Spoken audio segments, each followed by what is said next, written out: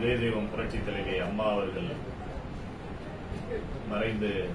4ஆம் ஆண்டு இந்த நினைவு நாளில் இதய தெய்வம் புரட்சித் தலைவி அம்மாவோடு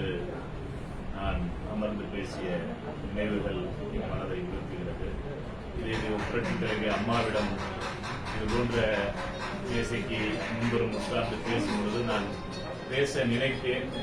ஆனால் நான் பேசுவதாக உணர்ந்தேன். ஆனால் குரல் வெளியிடுவது வரவில்லை. நான் உள்ளே சென்றபோது எப்படி ஒரு திருப்பதியில் அந்த ஏழுமலையான் விக்கிரகத்தை பார்க்கும்போது உடலில் ஒரு சிலிர்ப்பும் ஒரு பக்தியும் வந்ததோ அதுபோன்று ஒரு இருண்ட அறையில் மெல்லிய வெளிச்சத்தில் ஒரு தங்க சிலை போன்று இதய தெய்வம் புரட்சித் தலைவி அம்மா அவர்கள் அமர்ந்திருந்தார்கள். அந்த நல்ல குளிர் இருந்த போதும் லேசாக எனக்கு ஒரு வேர்வை வேர்க்கும் அளவிற்கான ஒரு பயத்துடன் கலந்த பக்தியும் இருந்தது. இன்றும் நினைவு அம்மாவோட பிறந்த நாளை பல்வேறு வகையில நீங்க கொண்டாடுறீங்க. நினைவு நாளை எந்த வகையில நீங்க நினைவுபடுத்துறீங்க? இதய தெய்வம் புரட்சித் தலைவி அம்மாவின் பிறந்த நாளான பிப்ரவரி 24 நாங்கள் மறந்தாலும் இந்த தமிழகத்தில் இருக்கக்கூடிய ஏழை எளிய மக்கள் மறக்க முடியாத அளவு அந்த தேதியை எங்களுக்கு இதய தெய்வம் புரட்சித் தலைவி அம்மாவின் பிறந்த நாள் 24 வருகிறது என்று பிப்ரவரி 1 முதல் அந்த மக்கள் எங்களை எங்கு நிகழ்ச்சி, நீங்கள் நலத்திட்டங்களை எந்த ஊரில் நீங்கள் வைத்திருக்கிறீர்கள் என்று அவர்கள் 1ஆம் தேதியிலிருந்து என்று எல்லாம் நீங்கள் நலத்திட்டங்கள் வழங்குவீர்கள் என்று எங்களை தேடி வந்து அம்மாவின் பிறந்த நாளை நினைவூற்றுகின்ற வகையில் தமிழகத்தில் இருக்கக்கூடிய ஏழை எளிய மக்கள் பயன்பெறும் வகையில் தான் இதய தெய்வம் புரட்சித் தலைவி அம்மா அவர்கள் பிறந்த நாளை எங்களை கொண்டாடச் செய்தாரே தவிர மற்றவர்களை போன்று அவர்களை தேடி வரச் சொல்லி கழக வளர்ச்சி நிதி என்று கழகத்தை பற்றி சிந்திக்காமல் தனது பிறந்த நாளில் கூட இதய தெய்வம் புரட்சித் தலைவி அம்மா அவர்கள்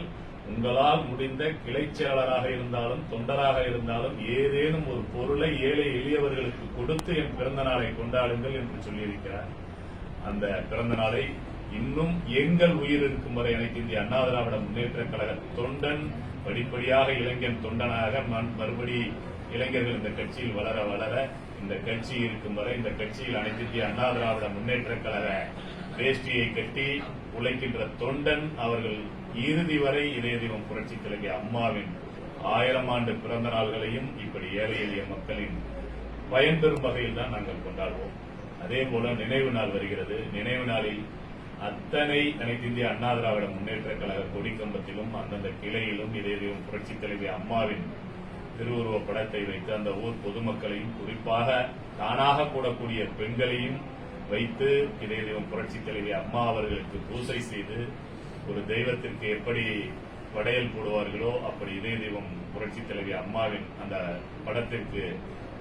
ஊதுபத்தி ஏற்றி நாங்கள் மனமுகர்ந்து அவரை வணங்கி அன்றும் எங்களால் முடிந்த உதவிகளை ஏழை எளியவர்களுக்கு ஏதேனும் ஒரு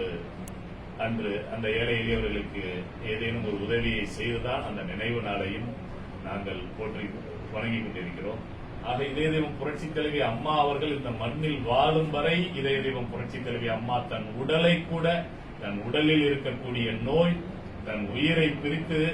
உயிரை உடலில் விட்டு இந்த உயிர் பிரிந்து கொண்டிருக்கிறது என்பதை தெரிந்தும் கூட தன் உடல்நிலையை மருத்துவமனையில் அனுமதித்துக் கொள்ளாமல் தன்னை விட தன் நலத்தை விட இந்த தமிழக மக்களின் நலமே முக்கியம் என்று மக்களை பற்றி சிந்தித்து இந்த மண்ணில் மயங்கி விழும் வரை கூட இந்த மக்களுக்காக சிந்தித்தவர் இதய தெய்வம் புரட்சித் தலைவி அம்மா அவர்கள். ஆகையால் இதய தெய்வம் புரட்சித் தலைவி அம்மாவின் பெயரை பிறந்த நாளாக இருந்தாலும் நினைவு நாளாக இருந்தாலும் அது அம்மாவின் வழியில் ஏழை எளியவர்கள் பயன்பெறும் வகையில் தான் நாங்கள் பிறந்த நாளையும் கொண்டாடுவோம். நினைவு நாளையும் வணங்கி ஏழைகளுக்கு உதவி செய்தால் அதை நாங்கள் வணக்கத்துடன் நாங்கள் பகிர்ந்து சட்டமன்ற எல்லா மக்கள்கிட்ட எளிய மக்கள்கிட்ட நீங்க போறீங்க. அம்மாவோட திட்டங்கள் எந்த திட்டங்கள் வந்து இன்னைக்கும் நாங்க அனைத்து இந்திய அண்ணா திராவிட முன்னேற்ற கழகம்ன்ற பெயரை சொல்லிட்டு போனா புரட்சித் தலைவரை விட புரட்சித் தலைவி அம்மாவின் பெயரை சொல்லித்தான் நாங்கள் மேடையில் உச்சரிக்க நேர்கிறது. இதய தெய்வம் புரட்சித் தலைவி அம்மாவின் ஒரு திட்டம் 2 திட்டம் அல்ல, அத்தனை திட்டங்களையும் வரிசைப்படுத்தி சொன்னாலே அந்த மேடை பேச்சுக்கு அந்த பேச்சாளராக வருபவர்களாக இருந்தாலும் சரி, மாவட்ட செயலாளராக இருந்தாலும் சரி, நான் இதய தெய்வம் புரட்சி தலைவரை பற்றி சொல்லிவிட்டு இதய தெய்வம் புரட்சி தலைவி அம்மாவை சொல்லி அம்மா தந்த திட்டங்களை அடுக்கடுக்காக ஒன்றொன்றாக சொல்ல ஆரம்பித்தால் அண்ணன் ஓபிஎஸ் இபிஎஸ் அவர்களிடம் வந்து சேர முடியாது. கட்டாயமாக அந்த என்னுடைய மேடை பேச்சு எனக்கு ஒதுக்க உட்படக்கூடிய அந்த காலம் இதய தெய்வம் புரட்சி தலைவி அம்மாவின் திட்டங்களை சொல்லி முடிக்கவே கால அவகாசம் பத்தாது. அந்த அளவுக்கு திட்டங்கள் இருக்கிறது. இன்னும் சுருக்கமாக நாங்கள் சொல்ல போனால் தொட்டில் குழந்தை முதல் அந்த குழந்தை இந்த மண்ணை விட்டு மறையும் வரை என்று சுருக்கமாக சொல்வோம். அப்படி வயிற்றில் வளரக்கூடிய அந்த சிசுவுக்கு கொடுக்க ஆரம்பித்த தாய் அந்த குழந்தை இந்த மண்ணில் பிறந்து வளர்ந்து இந்த மண்ணை விட்டு மறையும் வரை திட்டங்களை ஒரு குடும்பத்தில் ஒரு தாய் தன் குடும்பத்தில் இருக்கக்கூடிய உறுப்பினர்களுக்கு அல்லது தான் பெற்றெடுத்த அந்த மகள் கர்ப்பிணி பெண்ணாக இருக்கும் பொழுது அந்த குழந்தைக்கு என்ன தேவை, அந்த சிசுவுக்கு என்ன தேவை, வளைகாப்பு முதல் இப்படி என்ன ஒரு அந்த குடும்ப தாய் அந்த குடும்பத்தில் உள்ள உறுப்பினர்களுக்கும் அந்த சிசுவுக்கும் செய்ய ஆரம்பித்து அந்த குழந்தை வளர்ந்து படித்து திருமணமாகி வயது மூப்படையும் வரை இந்த தாய் அந்த குழந்தையை எப்படி பார்த்துக் கொள்வாரோ அதுபோல இதய தெய்வம் புரட்சி தலைவி அம்மா அவர்கள் முதலமைச்சராக இருந்த காலத்தில் தன் நிலையை தனியார் மருத்துவமனையில் தனியார் பள்ளியில் தீர்த்துக் கொள்ளக்கூடிய வயது வசதி படைத்தவர்கள் இன்றி அரசாங்கத்தை நம்பி என்னால் தனியார் பள்ளியில் படிக்க முடியாது, என்னால் தனியார் மருத்துவமனையில் அனுமதித்து என் உடல்நிலையை சரி செய்து கொள்ள முடியாது, என்னை அரசாங்கம்தான் பார்த்துக் கொள்ள வேண்டும் என்ற நிலையில் இருக்கக்கூடிய அத்தனை ஏழை எளிய அரசாங்க மருத்துவமனை அரசாங்க பள்ளிக்கூடம் இது போன்றவற்றை நம்பி இருக்கக்கூடிய தமிழக மக்களுக்கு தனியார் பள்ளி தனியார் மருத்துவமனையில் கிடைக்கின்ற அத்தனை சலுகைகளையும் ஒரு குழந்தை பேர் பெற்றெடுக்காத தாயாக இருந்து அத்தனையும் ஒரு நான் முன்பு சொன்னது போல ஒரு குடும்பத்தில் பிறக்கக்கூடிய குழந்தைக்கு உறுப்பினர்களுக்கு என்ன தேவை என்று அந்த தாய் சிந்திப்பாரோ அதுபோல அந்த அரசை நம்பி இருக்கக்கூடிய ஏழை எளிய குழந்தைக்கு உறுப்பினர்களுக்கு குழந்தை பேர் பெற்றெடுக்காத தாய் அத்தனையும் தந்து மகிழ்ந்தவர் இதய தெய்வம் புரட்சி தலைவி அம்மா அவர்கள் என்பதில் உங்களவும் மாற்று கருத்து